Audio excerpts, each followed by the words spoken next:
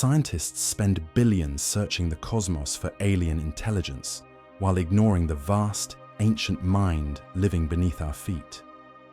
Dr. Elara Vance descended into Romania's sealed Movile Cave, seeking a cure for superbugs. Instead, she discovered something that had been watching, learning, and defending itself for 5 million years. When her equipment began failing in impossible ways, she realized the horrifying truth. She wasn't the observer in this underground laboratory. She was the experiment, and the cave had just decided to fight back. The slide clicked, and the complex, beautiful lattice work of a protein molecule vanished, replaced by stark white text on a black background. The post-antibiotic era. An extinction-level threat. Dr. Elara Vance paused behind the podium, letting the words hang in the silent university lecture hall. The air was stale, smelling of old coffee, and the ozone tang of the projector bulb. Elara was a sharp, intense woman in her 40s, dressed in practical, professional clothes that couldn't quite conceal the coiled energy of a mind that never stopped working. Her voice, when she spoke, was passionate, yet carried the profound weariness of a soldier on a multi-decade tour of a war everyone else was content to ignore. "We think of extinction as an asteroid," she began, her gaze sweeping over the handful of remaining students and faculty. "A supervolcano, an ice age. We don't think of it as a paper cut. We don't think of it as a scraped knee on a playground, a routine root canal, a urinary tract infection." She gestured to the grim title behind her. "But that is the world we are not just approaching, but actively building. A world where the most common bacterial infections become, once again, a death sentence. For the past hour, I've shown you the data, the growth curves of MRSA, of CRE, of drug-resistant tuberculosis, numbers, statistics. It's clean, it's academic, so let me make it less academic." Her posture shifted, the professional mask tightening, becoming more clinical. Last year, a 17-year-old boy was admitted to a state-of-the-art facility for a compound fracture in his tibia, a clean break from a soccer game. 2 weeks later, he was dead. Not from the fracture, but from an opportunistic staph infection contracted in the hospital. An infection that shrugged off vancomycin, that laughed at colistin, the antibiotic of last resort. We threw the entire arsenal of modern medicine at it, and we lost. His body was overwhelmed, his systems failed, and a life that should have spanned another 70 years was extinguished, all because of a bacterium we could have killed with basic penicillin in 1950. For a split second, a flicker of something raw and deeply personal broke through her composure, a flash of pain so intense it was almost a physical force in the room. Then, just as quickly, it was gone, sealed away behind the cool facade of the scientist. This isn't a theoretical problem for our grandchildren. It is a clear and present danger. The enemy is evolving faster than we are, and we are running out of time. The Dean's office was a shrine to institutional inertia. Mahogany desk, leather-bound books that hadn't been opened in decades, walls crowded with framed awards, and photos of Dean Matteo shaking hands with smiling politicians. Matteo himself, a man in his 60s whose ambition had long ago been replaced by a desire for a quiet retirement, swirled the dregs of lukewarm coffee in a ceramic mug.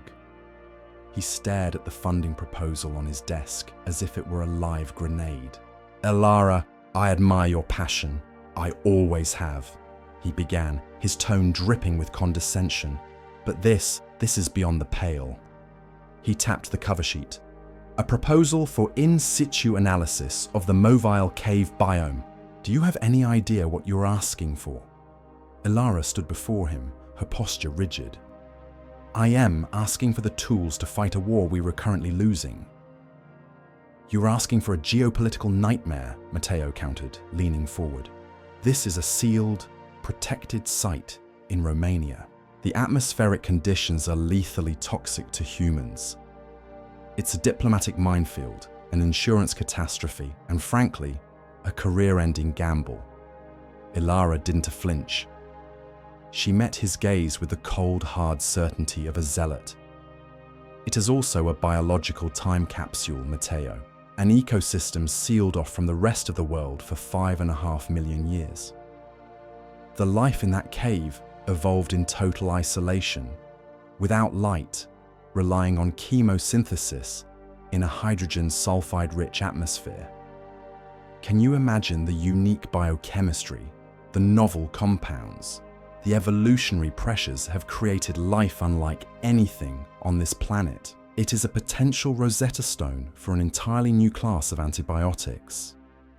"It is a potential tomb," Matteo shot back. "All of our current research, the synthetic phage therapies, the CRISPR projects, they are all variations on a theme. They are incremental, and they are failing.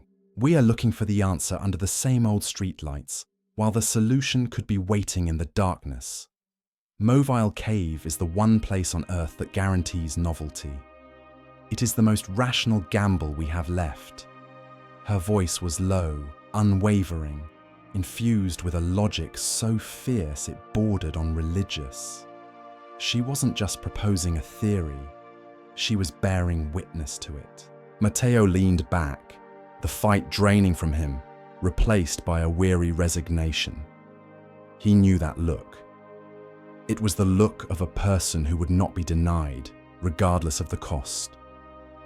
The rugged 4x4 kicked up a plume of dust as it bumped along a dirt track that seemed to stretch toward the empty horizon of the Romanian coastline. Inside, Elara ignored the jarring ride, her focus entirely on the data displayed on her ruggedized tablet. She was cross-referencing geological surveys with atmospheric composition charts, her world compressed to the glowing screen in her hands. Her driver, Christian, navigated the ruts and potholes with a practiced ease that suggested he had driven this road 1,000 times. He was a man in his 50s, his face a roadmap of sun and wind, his silence a comfortable, confident thing. He slowed the vehicle, pointing a calloused finger toward a desolate, sun-bleached field. In the center of it sat a low, unremarkable concrete slab, like a misplaced tombstone, surrounded by a simple wire fence adorned with faded warning signs in Romanian. "Peștera Movile," Christian said. His voice was quiet, his tone a strange mix of reverence and caution, as if naming a sacred place and a cursed one in the same breath. Elara looked up from her tablet, her eyes taking in the scene for the first time. It was utterly unimpressive. A concrete cap on a hole in the ground, no grand entrance, no dramatic geological features, just a flat, empty field under a vast, empty sky. As he put the vehicle in park, Christian's hand moved instinctively, making a subtle, almost unconscious sign of the cross. Elara saw it. A small, dismissive frown tightened the corner of her mouth for just a second. It was a reflex. She couldn't control the scientist's quiet contempt for the superstitions of a world she was trying to save through logic and reason alone. She turned back to her tablet, to the hard data, to the things she knew were real. A small, temporary research camp was a bubble of sterile modernity in the ancient landscape. A tent for equipment, a humming generator, and the winch mechanism bolted to the concrete slab at the cave's entrance. Elara, now encased in a specialized hazardous environment suit, moved with methodical purpose, running final checks. Her reflection in the polished faceplate of her helmet was alien, a faceless creature of white composites and gleaming technology.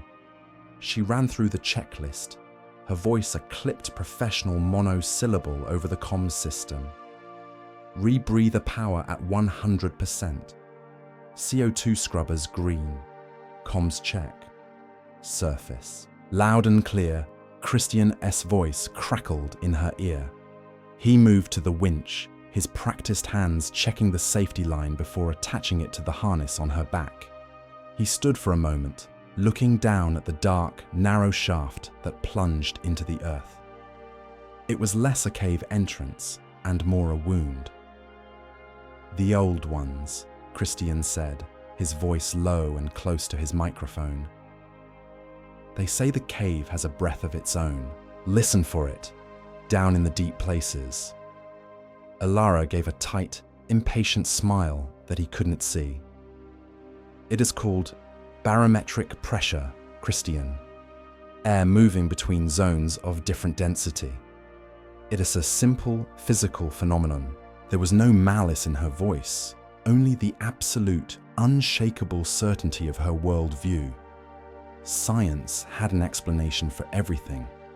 You just had to find it. She held up a gloved hand, giving a crisp thumbs up. "I am ready. Begin descent." Christian nodded and engaged the winch. With a soft hydraulic whine, the line drew taut, and Elara was lifted slightly before being lowered through the opening. The sliver of blue sky above shrank as the rock walls closed in around her. The world of sunlight and wind and superstition vanished. It was replaced by an absolute perfect darkness and the steady, rhythmic hiss of her own manufactured breath. She was descending into the unknown. The descent was a journey through geological time. The winch lowered her with a steady, mechanical calm that felt entirely alien to the rough-hewn limestone walls pressing in around her. The air filtered through her rebreather was cold and sterile, but she could almost taste the immense pressure of the rock, the weight of 5.5 million years of isolation. Her headlamp cut a surgical beam through a darkness so absolute, it felt like a physical substance. This was not the absence of light. It was an active, suffocating presence.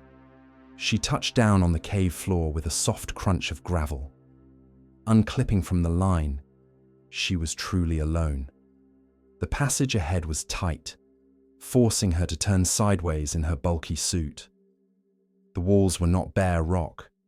They were coated in a slimy, yellow-white film that seemed to absorb the light, muffling the world. It was like moving through the throat of some ancient sleeping beast.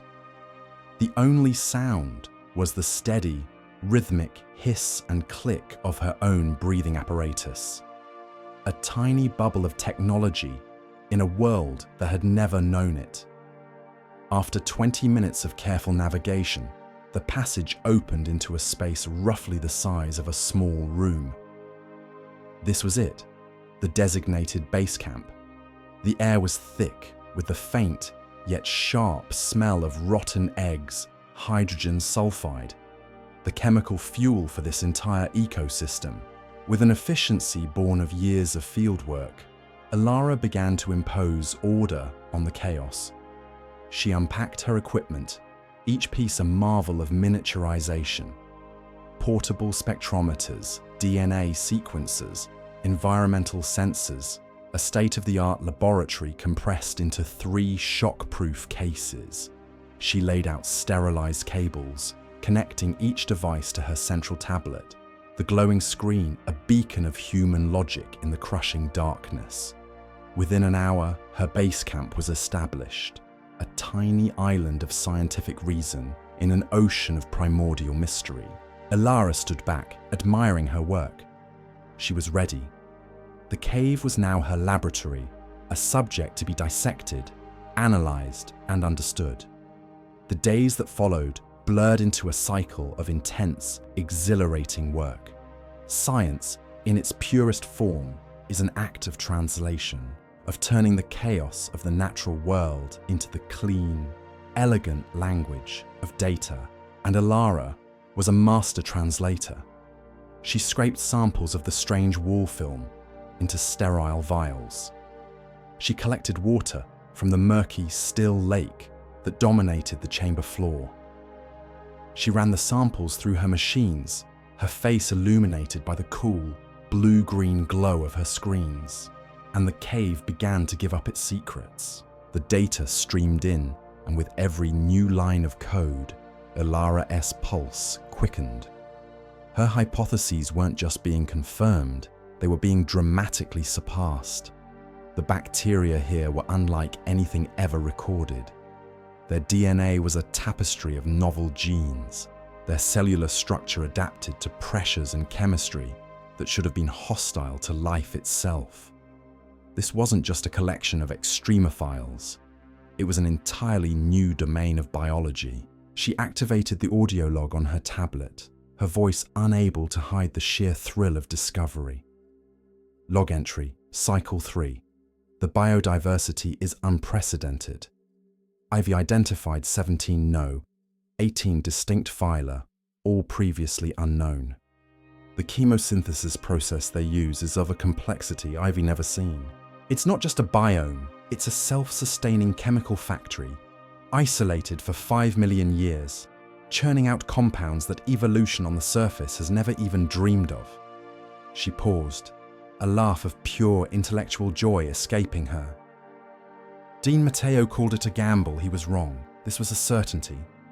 This was everything I predicted is here. Ivy found it. In this moment, her entire worldview was validated. There was no mystery that could not be solved, no question that could not be answered with the right tools and a rigorous application of the scientific method. It happened during a delicate sequencing run. Elara was monitoring the process, watching as the elegant helix of a new bacterial genome scrolled across her screen. Without warning, a bank of green indicator lights on a nearby sensor array flickered erratically, then went dark. She frowned. A minor annoyance. She tapped the unit, a standard diagnostic procedure, but nothing happened. She checked the main power supply on her tablet. The feed from the surface generator was stable, a solid, unwavering line. "Christian, you read me?" She spoke into her comms. His voice crackled back instantly. "Loud and clear, Doctor. Everything okay? I've got a minor power issue on one of my sensor arrays. Did you have any fluctuations on the generator?" A pause. "No, running smooth up here. The engine hasn't changed its tune all day." Elara sighed. Understood. Must be a faulty connection. She made a note on her tablet. "The humidity here is a killer for electronics. I'll rewire it later." She dismissed it. In an environment this extreme, equipment failures were expected. It was a simple, logical explanation, and she accepted it without a second thought. But even as she turned back to her work, the first, tiniest crack had appeared in the armor of her certainty.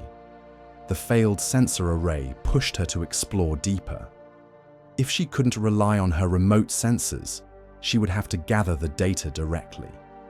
Trailing a handheld probe connected to her tablet, she ventured further into the cave system than she had gone before. She found a new chamber, one where the yellow-white bacterial mats were thicker, coating the walls in a shag carpet of alien life. As she swept the probe across the surface, its sensors designed to detect minute changes in temperature and chemistry, a new data stream appeared on her tablet. It wasn't chemical, it wasn't thermal, it was electrical. She stopped dead. Faint, rhythmic electrical pulses were emanating from the bacterial mat. It wasn't random biological noise. She could see that instantly. It was structured, complex, almost like a digital signal. A deep, cold shock went through her, a feeling of standing on the precipice of a monumental discovery. She activated her audio log again, her voice no longer triumphant, but hushed with awe, trembling slightly. Log entry, Cycle 4. IMIM detecting a coordinated bioelectric field. The pulses are non-random, they are structured. It's not just a colony, it is a network. The individual organisms are communicating with each other on a massive scale. She took a shaky breath. This changes everything. Racing back to her makeshift lab, her mind was on fire. A hive intelligence? A biological supercomputer? The possibilities were staggering. She had to analyze the signal structure, break it down, understand the language. The spectrometer was her most powerful tool, capable of analyzing the molecular reactions that might be generating this incredible phenomenon. She quickly routed the data from her tablet to the main spectrometer, her fingers flying across the screen. She initiated the analysis sequence. The machine began to hum, its internal processors spooling up, and then the hum became a high-pitched, painful whine. Before Elara could react, a shower of brilliant blue sparks erupted from the spectrometer-S main power units. The screen flickered, displaying a cascade of corrupted data, and then went black. The whining died, replaced by a final pathetic pop. A thin tendril of acrid smoke, smelling of burnt plastic and ozone, curled into the still air of the cave. Elara stared at the dead machine, her most critical piece of equipment. Destroyed. The timing was not just improbable, it was impossible. The failure was too precise, too catastrophic, too perfectly targeted to stop her the very second she tried to analyze the signal. The logical explanations, humidity, faulty wiring, coincidence evaporated, leaving behind a single, terrifying, and utterly irrational thought. It felt like the cave had just fought back. Frustration was a foreign language to Dr. Elara Vance. Annoyance, impatience, intellectual curiosity, those were fluent dialects. But the raw, clumsy anger she felt now, as she fumbled with the delicate circuits of the spectrometer, was something new and unwelcome. Her hands, usually so steady they could perform microsurgery, were shaking with a rage that undermined their own skill. She stripped a wire too aggressively, snapping the delicate copper filament. She nearly dropped a circuit board, its intricate pathways a meaningless map of a machine that had betrayed her. The smell of burnt plastic still hung in the cold, damp air of the cave, a monument to her failure. For hours she worked, a frantic, desperate battle against an enemy of melted silicon and fried capacitors. But it was no use. The damage was too severe, too fundamental. The machine wasn't just broken, it had been executed. Defeated, she finally sagged back, her helmet thudding softly against the slimy film of the cave wall. She let her tools clatter to the ground. The beam of her headlamp, which had been a focused spotlight on her work, now drifted aimlessly across the chamber. And in that moment of surrender, she saw it. It was so faint at first, she thought it was an artifact of her tired eyes. On the section of the wall nearest the dead spectrometer, the yellow-white bacterial film was not inert. It was pulsing, a faint sickly green bioluminescence, waxing and waning in a slow hypnotic rhythm. It was the gentle rhythmic light of a firefly, but imbued with a deep and profound wrongness. Stripped of her most advanced tool, she was left with nothing but her own two eyes and the most fundamental principle of science, pure, simple observation. The pulsing light was a loose thread, Elara's mind, trained to pull at such things until the entire tapestry unraveled, latched onto it. She sat up, her frustration forgotten, replaced by a cold, electric thrill of dread and curiosity.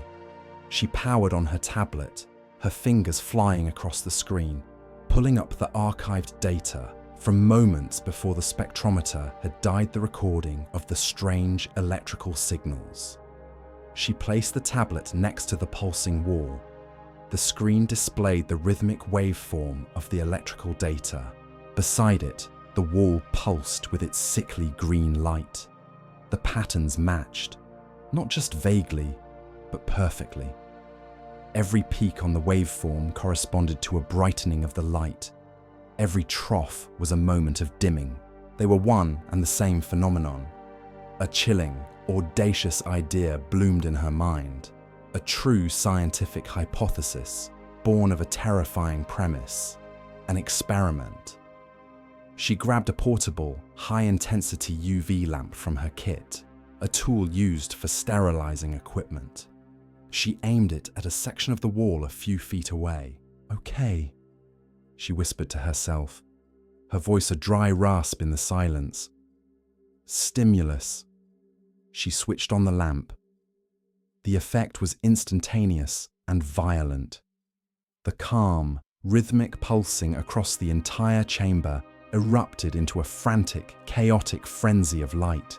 The electrical signal on her tablet spiked, the clean waveform dissolving into a scream of high-frequency static.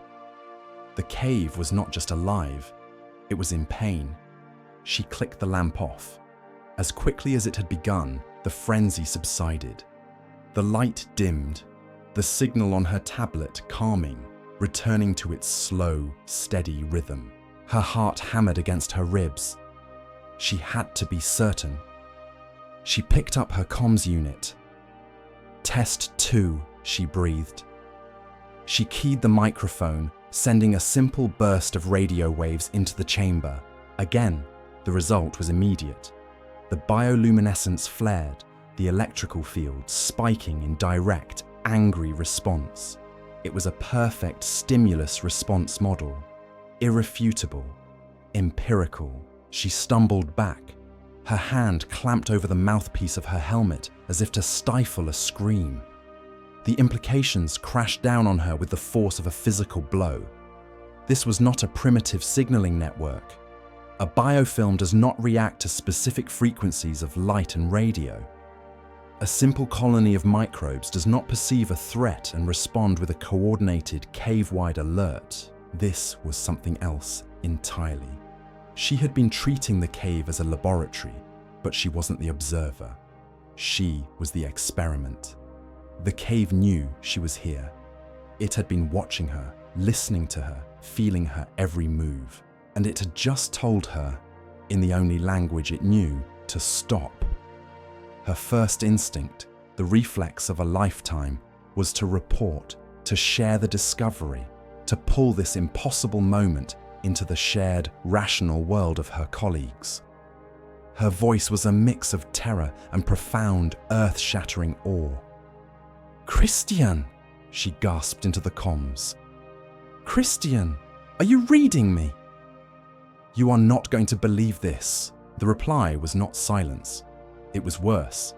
Her earpiece filled with a burst of rhythmic, pulsing static. It wasn't the random hiss of a bad connection. It was a structured, complex pattern.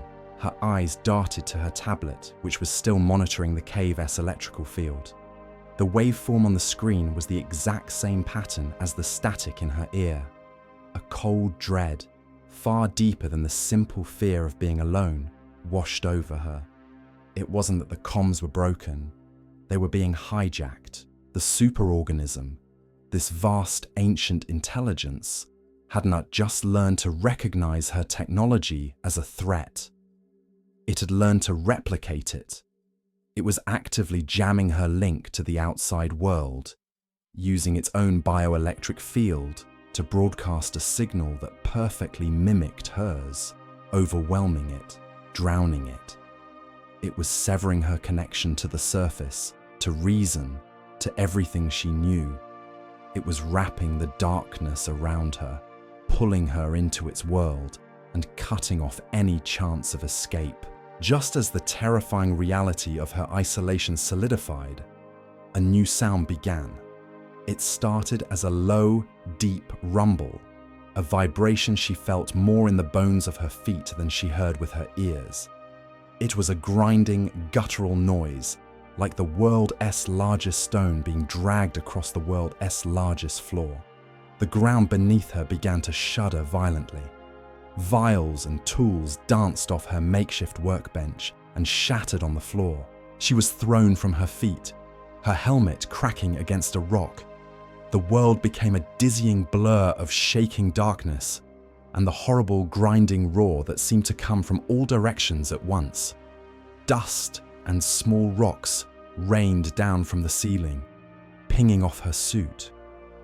Then came a sound that dwarfed the others, a horrible, deafening crack that echoed from the direction of the entrance, a sound of finality, of a mountain-sized bone snapping in two. And then, silence, an absolute, profound silence that was more terrifying than the noise it replaced. Scrambling to her feet, a trickle of warm blood running down her forehead inside her helmet, Elara clawed her way back through the passages, her heart a frantic drum against her ribs. She rounded the last corner, her headlamp beam slicing through the thick dust still hanging in the air. The beam landed on the wall where the narrow entrance shaft should have been. But the opening was gone. In its place was a solid, impassable wall of newly fallen rock and debris, a chaotic jumble of limestone boulders that sealed the passage from floor to ceiling. Her escape route, her connection to the world of sun and air and humanity, had been completely and utterly erased. The trap had been sprung. The dust settled slowly, each mote dancing in the lonely beam of her headlamp, a silent, swirling testament to the violence that had just occurred. The silence that followed was a physical pressure, a weight far heavier than the millions of tons of rock now sealing her fate. For a long moment, Elara didn't move. Her mind, a precision instrument trained to analyze, categorize, and solve, simply refused to process the input. The equation had no solution. Then, the animal inside her took over. A primal scream, thin and raw, tore from her throat. She scrambled to the rock fall, her scientific instruments forgotten, her mission erased, her entire existence narrowed to this single, impossible wall of stone. She clawed at it, her specialized suit gloves designed for delicate sample handling, tearing on the sharp, fresh edges of the limestone. She didn't feel the bite of the rock through the shredded fabric. She heaved against boulders the size of her body, her muscles screaming in protest, achieving nothing. Christian! The name was a shredded prayer, screamed over and over until her throat was raw, and her voice was a hoarse whisper. Christian! But only the oppressive, indifferent silence of the cave answered. The pragmatic scientist, the woman who had stood confidently before a lecture hall and dismantled the universe into a series of verifiable facts, was gone. In her place was a terrified creature, trapped in a hole in the ground, clawing at the walls of her own tomb. Finally, her strength gave out. She collapsed, her back sliding down the rough surface of the rubble, her breath coming in ragged, panicked gasps that fogged the inside of her faceplate. The beam of her headlamp, no longer directed by a steady hand, danced wildly across the darkness, a frantic, mad spotlight illuminating nothing but the absolute finality of her predicament. She stumbled back to her lab, the small chamber that had once been a sanctuary of scientific order. But now, it felt like a violation. The neat rows of equipment, the glowing screens, the blinking lights, they were alien artifacts, useless trinkets from a world she no longer belonged to. She sank to the floor, trying to force her mind to work, to formulate a plan. Think. Analyze the problem. List your assets. Calculate probabilities. The old mantras echoed in her head, but they were hollow, meaningless. As if in response to her thoughts, a sharp, insistent beeping cut through the silence. She looked up. The alarm on her environmental sensor was flashing red. She crawled over to the tablet, her movements sluggish, her mind numb. The screen displayed the atmospheric composition. Her blood ran cold. The hydrogen sulfide levels in the antechamber were rising, not gradually, but dramatically, spiking in a way that defied any natural geological process. The air was becoming lethal, the concentration climbing to a level that even her advanced rebreather would struggle to filter. The cave was changing the very air she breathed, trying to poison her. Panic seized her again. She checked the diagnostic screen for her suit, and then she saw it, the battery indicator for her rebreather. It was draining. Not at its normal steady rate, but at a visibly accelerated pace. It was as if something was actively leeching the power from it. The attacks were no longer just about sabotage. They were becoming sophisticated, multi-pronged, targeted assaults on the two things keeping her alive: the air in her lungs and the power that cleaned it. The cave wasn't just a passive trap. It was an active and intelligent hunter. She had to move. The lab was a death trap. She grabbed a small pack, stuffing it with her tablet, a geologic hammer, and a few spare power cells, the last vestiges of her scientific arsenal. She abandoned the rest, leaving the monument to her failed expedition to be consumed by the darkness and the poison. She was no longer an explorer. She was a fugitive, fleeing deeper into the prison. The passages were tight and disorienting. The air, even through her filter, seemed thick, heavy with menace. The darkness was a constant pressure, and the stress, the fear, and the toxic atmosphere began to work on her mind. The line between memory and reality began to blur. She was no longer just in a cave. She was also in a hospital room, the air thick with the smell of antiseptic and despair. The steady, rhythmic hiss of her rebreather became the beep of a heart monitor. She saw her younger brother Leo, his face pale against the white pillow, his body wired to a web of useless technology. She remembered her own helplessness, the brilliant scientist who could do nothing but watch as a mundane MRSA infection, a common superbug, consumed him from the inside out. She remembered staring through a microscope at the petri dish from his blood work, at the swarming, indifferent colonies of bacteria. And as the memory sharpened, it twisted. The bacteria in the dish began to pulse. They coalesced, swirling together, forming a single vast intelligent entity that pulsed with a sickly, familiar green light. The beeping of the hospital machines faded, and she was back in the cave, leaning against a cold, damp wall, tears freezing on her cheeks inside her helmet.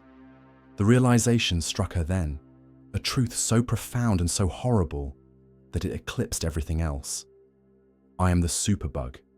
Her sterile suit, her whirring electronics, her foreign biology. She was the invasive organism. She was the infection that had breached the sterile walls of this ancient, living body.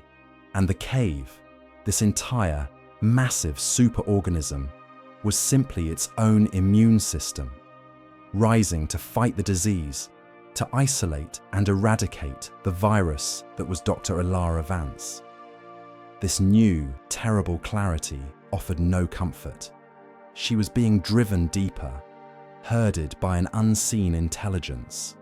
She came to the edge of a vast, dark chasm, a sheer drop into nothingness, a dead end. She was cornered. As she stood there, her headlamp beam playing over the edge, she saw the movement. On the floor and walls around her, the bioluminescent bacterial mats began to change. They were no longer just pulsing. Filaments of ethereal green light began to grow, snaking across the rock with an unnerving, serpentine grace. They moved with purpose, converging on her position from all sides, their light growing brighter, more intense. They were not attacking her, not lashing out. They were simply closing in. The tendrils of light blocked the passage she had come from, cutting off her only retreat. They were building a corral of living light around her, leaving only one path open, forward to the edge of the chasm. The ancient superstition of a living, breathing cave had become a terrifying physical reality. It was herding her, removing her last shred of agency, pushing her toward an unknown destination for an unknowable purpose. She had no choice but to surrender to its will. The glowing filaments did not touch her, yet they guided her with an absolute authority. They formed a living corridor of soft green light, and with no other path to take, Elara stepped forward, away from the chasm's edge and into a vast central chamber. The change was immediate and profound. The oppressive sulfur-tainted air vanished, replaced by an atmosphere that felt clean, pure, and humming with a palpable energy that made the hairs on her arms stand up. The oppressive darkness was gone, banished by the chamber's own internal light. The walls, floor, and ceiling were a single continuous canvas, a dome covered in a complex, shifting tapestry of bioluminescence. The light was not random, it was information. Her terror, which had been a blinding white noise for so long, began to recede, replaced by a sense of awe so profound it felt like a physical pressure in her chest. The pragmatic scientist in her, the part she thought had died in the darkness, reawakened, not with a desire to analyze, but with a need to simply bear witness. She saw patterns that her mind, trained in biology, recognized instantly. The elegant, perfect dance of cellular mitosis sped up 1 billion times. Then the patterns expanded, showing the formation of complex ecosystems, the rise and fall of strange, luminous flora and fauna that had never known the sun. The perspective zoomed out further, and she saw geological time compressed into breathtaking seconds, continents drifting, mountains rising, oceans forming and receding. She was not in a cave. She was inside a mind. She was bearing witness to a memory that stretched back 5.5 million years. A living library of planetary history, stored not on silicon chips or written pages, but in the collective consciousness of 1 trillion bacteria. Every piece of human knowledge, every library, every hard drive was a single misspelled word on one page of this infinite book. Her own vast scientific understanding, the thing she had built her entire identity around, was rendered utterly, laughably infinitesimal. And in the face of that immense, ancient intelligence, she did not feel small. She felt humbled. Aggression was futile. Escape was impossible. Fleeing was pointless. Only one option remained, an idea so audacious it could only have been born from absolute desperation. She had to communicate. She had to prove that the invasive organism in their home was not a mindless virus, but a thinking being. Her scientific tools had been stripped away, leaving her with the most basic piece of technology in her pack: her headlamp. She took it off her helmet, her hands steady now, not with confidence, but with a serene sense of purpose. She shielded the bright LED beam with her fingers. She thought for a moment, not about what to say, but about what language to use. Words were human, parochial, but mathematics was universal. She began to flash a simple, unambiguous sequence, a pattern that could not be mistaken for a random biological process. 2 flashes, a pause, 3 flashes, a pause. 5, 7, 11. She sent the prime numbers out into the vast, living consciousness, a tiny flickering signal of logic against an overwhelming backdrop of ancient knowledge. She was a single neuron, firing in a brain the size of a mountain, hoping its signal would be recognized. For a long moment, nothing happened. Then, slowly, the aggressive energy that had hummed in the air began to subside. The frantic, swirling patterns on the walls calmed. the history of the world pausing its playback. The vast tapestry of light shifted, its focus converging, turning its full attention onto the small, suited figure in the center of the chamber. The organism had received her message. It was listening. The wall of light in front of her changed. It resolved into a familiar, elegant image. The double helix of a DNA strand. Her DNA. The image zoomed in, unwound, and the organism began to analyze it, breaking it down into its constituent base pairs, displaying the information with a speed and clarity that made her own sequences look like abacuses. It was reading her. It was learning what she was, not as a threat, but as a piece of biological data. She had come to this cave as a scientist to study a primitive life form, and now, in a moment of staggering, beautiful irony, this ancient superior intelligence was studying her. This was not an attack. This was first contact. The analysis of her biology ceased, and the organism responded to her overture. On the far side of the chamber, a low grinding sound began. But it was different from the violent tremor that had trapped her. This was controlled, deliberate. A section of the wall, dozens of tons of rock, slid away with impossible precision, revealing a narrow fissure. A current of cool, fresh air, smelling of night and damp earth and the distant sea, flowed into the chamber. It was a path to the surface. It was offering her freedom. It understood her need to live, her desire to return to her own ecosystem. Then, the lights on the opposite wall flared. A specific cluster of yellow bacteria, a colony she hadn't noticed before, began to glow with an intense golden light. And the patterns around it coalesced into a new image, a complex, intricate molecular structure projected onto the cave wall. Even upside down and rendered in shimmering light, Elara recognized the foundation of what she was seeing. It was a novel protein, a bacteriocin of a type she had never imagined, a compound that would target and neutralize the defenses of every known superbug on the planet. It was the cure, the key, the answer to her quest, the salvation for millions, the redemption for her brother's death. It was everything she had come for, presented to her as a gift, and she understood the choice.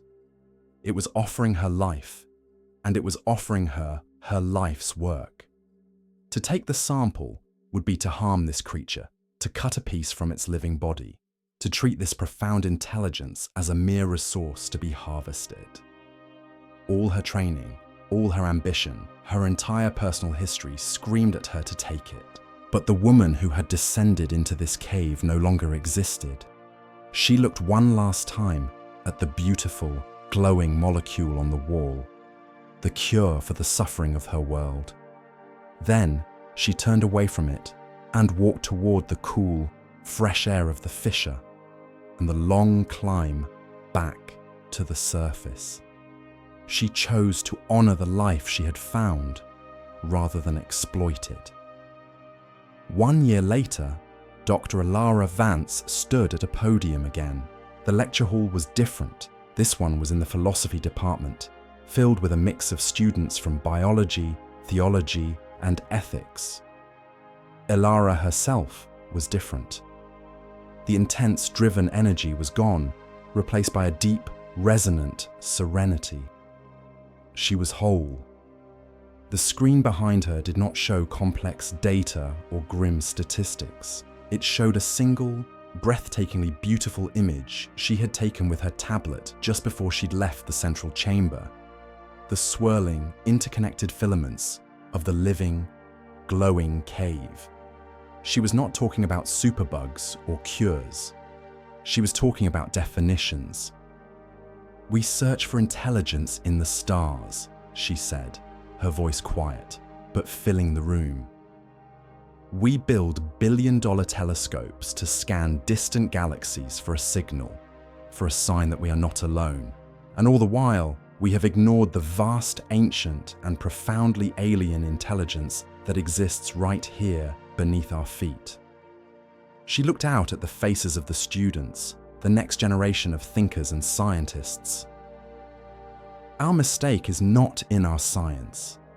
Science is a wonderful tool for asking questions. Our mistake is in our arrogance. We have forgotten that we are a part of this world's ecosystem, not the masters of it.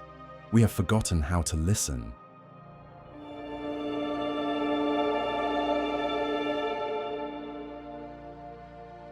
What a journey that was.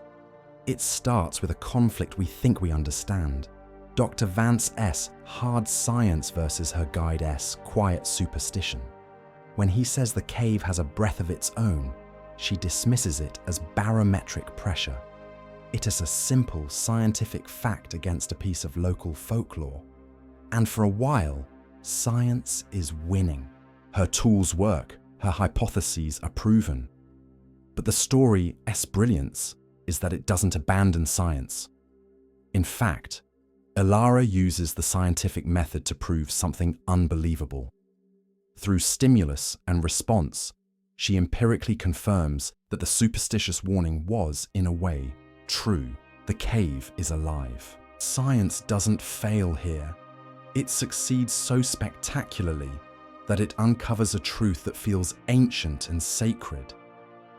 This leads to that incredible final choice. She is offered the ultimate scientific prize, the cure she dedicated her life to finding, the discovery that could save millions. Yet, she walks away. Her journey gave her a new kind of data, one that can be measured by instruments, a sense of awe, and an ethical duty to the profound intelligence she discovered. She chose to protect the sacred, even at the cost of the practical. It makes you wonder, if you were in her place, faced with a choice between a cure that could save humanity and protecting a unique, sacred form of consciousness, what would you do?